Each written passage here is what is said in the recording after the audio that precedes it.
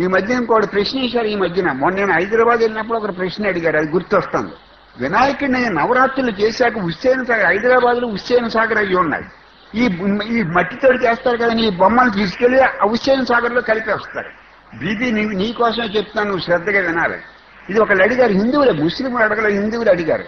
9 రోజులు పూజిస్తారా బొమ్మనే, మరి 10వ రోజుని తీసుకెళ్లి హుస్సేన్ సాగర్ లో నీటిలో కలిపేస్తున్నారు, ఇదేంటండి అని. అంటే ఏంటంటది, అది మట్టితోడు చేశారు, బొమ్మ మట్టితోడు చేశారు. ఇప్పుడు ఏమవుతుంది, నీటిలో కల్పిస్తే బొమ్మ అనంతం అయిపోతా, బొమ్మ దాని రూపాన్ని పోగొట్టుకుంటాను. రూపాన్ని పోగొట్టుకుని ఏమవుతుంది, అనంతం అయిపోతుంది. ఏమైపోతుంది, అనంతం అయిపోతుంది. అలాగే మనం కూడా రూపబుద్ధిని పోగొట్టుకుంటే నామబుద్ధిని, వినాయకుడిని నీటిలో కలిపితే అనంతం ఎలాగైపోతున్నాడో మనం కూడా అనంతం అయిపోవాలి. ఎప్పుడైపోతాం, వినాయకుడికి ఆ రూపం పోయిన, మనకు కూడా రూపబుద్ధి పోయినప్పుడు, నామబుద్ధి లేనప్పుడు అనంతరైపోతుంటాడు. అంతటా ఉంటాం, అనంతరైపోతాం. దాని గుర్తు కోసం ఈ వినాయకుడు నీటిలో కలుపుతారు. నీటిలో కలిపితే బొమ్మ ఏమవుతుంది, మట్టి బొమ్మ కరిగిపోతుంది. కరిగిపోతే ఏమవుతుంది, చెరువంతా వ్యాపిస్తుంది. అలాగే మనం అనంతమైపోవాలి దాని గుర్తు.